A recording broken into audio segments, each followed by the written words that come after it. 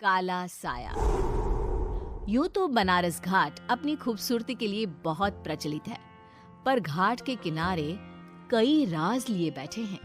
ये कहानी शुरू होती है बनारस के घाट के पास बने ममता निवास से, जहां प्रिया लाल जोड़े में ममता के घर उसकी बहू बनकर आती है।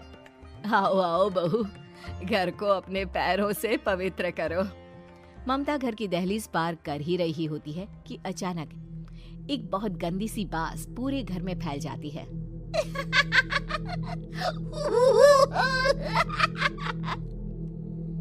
ये बदबू और ये आवाजें, ये कौन हंस रहा है माँ?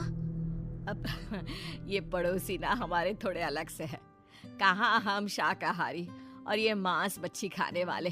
छोड़, तू ध्यान मत दे और गृह प्रवेश कर। और हाँ बहू, अपनी सास की एक बात हमेशा याद रखना, इन पड़ोसियों से तो कभी बात नहीं करेगी। अच्छे लोग नहीं है ये। अपनी सास की ये बात मानेगी ना बेटा? हाँ माँ, जो आपकी मर्जी, मैं उनसे बात नहीं करूंगी। अगले दिन प्रिया अपनी पहली रसोई बनाने रसोई घर में जाती है। ये छोकी बात तो नाक में जा रही है। एक काम करती हूँ, खिड़की खोल देती हूँ। प्रिया खिड़की खोलने जाती है। इतने जाले, लगता है इस खिड़की को कभी खोला ही नहीं गया। पर ऐसा क्यों? ओह, नॉन वेज की स्मेल आती होगी ना। 2 मिनट के लिए खोल लेती हूँ, फिर बंद कर दूंगी। प्रिया खिड़की खोलती है। खिड़की खोलते ही उसकी नजर सामने वाले घर की खिड़की पर पड़ती है, जहाँ एक लड़की खड़ी होती है, हाथों में मेहंदी, लाल रंग की साड़ी, बिल्कुल सजी धजी, मानो प्रिया की तरह ही वो भी नई नवेली बहू हो। वो प्रिया को देखकर मुस्कुराती है। हे भगवान, माँ ने तो इनसे बात करने को मना किया था। प्रिया फौरन ही खिड़की बंद कर देती है और तवे पर चढ़े रोटी की ओर देखने लगती है, पर वहाँ रोटी न होकर मछली पड़ी होती है। ये क्या? पहली ही रसोई में इतनी बड़ी गलती। हे भगवान, अब मैं क्या करूं? प्रिया बहुत डर जाती है और फौरन रसोई की सफाई करने और फिर सभी के लिए खाना बनाने लग जाती है। जब वो सबको खाना परोसती है, सब तो ठीक है, मैं बेकार में चिंता कर रही थी। हे भगवान, ऐसे ही बस अपनी कृपा बनाए रखना। रात के वक्त जब सब सो रहे होते हैं, तब प्रिया को पायल की आवाज सुनाई देती है, जिससे उसकी आंख खुल जाती है। ये पायल की आवाज कहाँ से आ रही है? प्रिया उठकर उस आवाज के पीछे छत की सीढ़ियों तक जाती है। तभी उसे बच्चे के रोने की आवाज आती है। प्रिया छत पर जाती है तो क्या देखती है?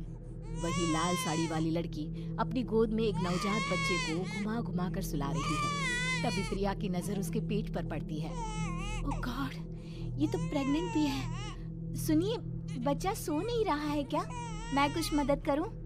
नहीं नहीं, आपके घर वालों को अच्छा नहीं लगेगा, मैं संभाल लूंगी। स्नेहा की गोद से बच्चा हाथ मारकर प्रिया की गोद में आने को छटपटाने लगता है। दोनों घर अगल बगल में बने होने के कारण प्रिया उस बच्चे को गोद में ले लेती है। प्रिया के पास आते ही वो सो जाता है। बच्चे का वो स्पर्श रात भर प्रिया भूल नहीं पाती और अगली सुबह वो छत पर कपड़े सुखा रही होती है। तभी उसे एक औरत इशारा करके बुलाती है। स्नेहा कह रही थी बाबू तुम्हारी गोद में आते ही सो गया। मैं गौरी, स्नेहा की माँ हूँ। बहू, घर आना, बाबू को खिला भी लेना। शाम को जब घर पर कोई नहीं रहता, बच्चे से मिलने के लिए प्रिया छिपकर अपनी पड़ोसन के घर चली जाती है और कुछ देर बच्चे को खिलाकर वापस लौट आती है। इसके कुछ दिन बाद ही प्रिया को पता चलता है कि वो माँ बनने वाली है। ममता की खुशी का ठिकाना नहीं रहता।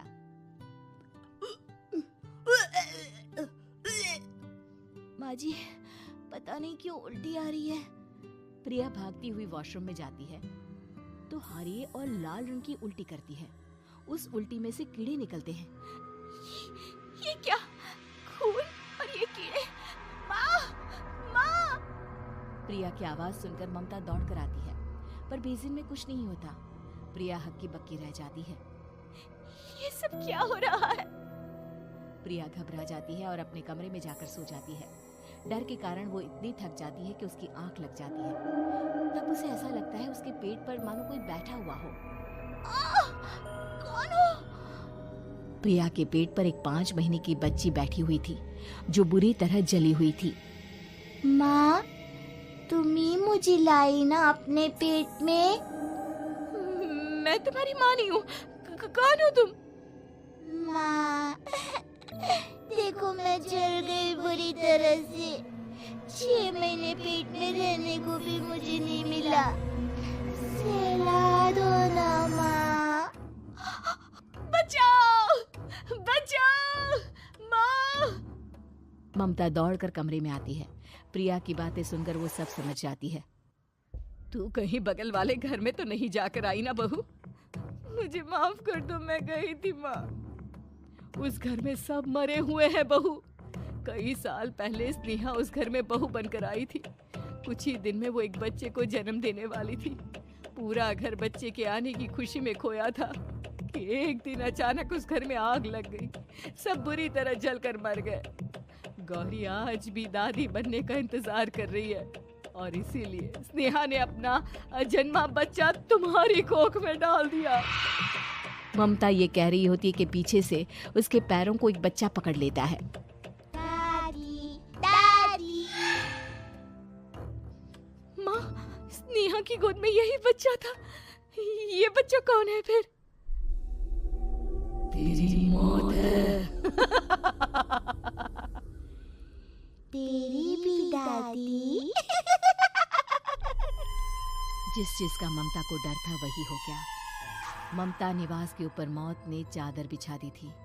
प्रिया का पेट ऐसे बढ़ जाता है मानो 9 महीने का हो। 2 हाथ उसके पेट से बाहर निकलते हैं। बहू, संतोष को फोन कर, किसी पंडित जी को बुला बहू। प्रिया का पति भागता हुआ घर आता है। ये तो होना ही था माँ। तेरा पाप तेरे सामने आ गया तो तू सह नहीं पा रही है। स्नेहा घर में आग लगी नहीं थी, माँ ने लगाई थी, प्रॉपर्टी की लालच में। और वो बच्चा मेरी पहली पत्नी का बच्चा है, मेरा बेटा, जो कि उस आग की चपेट का शिकार हो गया था। मैंने तुमसे ये सब माँ के कहने पर छुपाया था। मुझे माफ कर दो प्रिया। तुम अगर चाहो तो यहाँ से जा सकती हो। मैं तुम्हें किसी भी बंधन में रखना नहीं चाहता। मेरी शादी हुई है आपसे, मैं आपको छोड़ नहीं सकती, पर उससे पहले हमें स्नेहा, उसकी माँ और बच्चे की आत्मा की शांति करवानी होगी।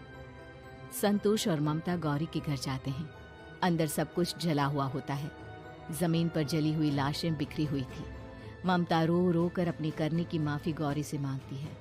प्रिया स्नेहा के घर वालों का अंतिम संस्कार करवा देती है और ममता निवास फिर से आत्माओं के साए से मुक्त हो जाता है।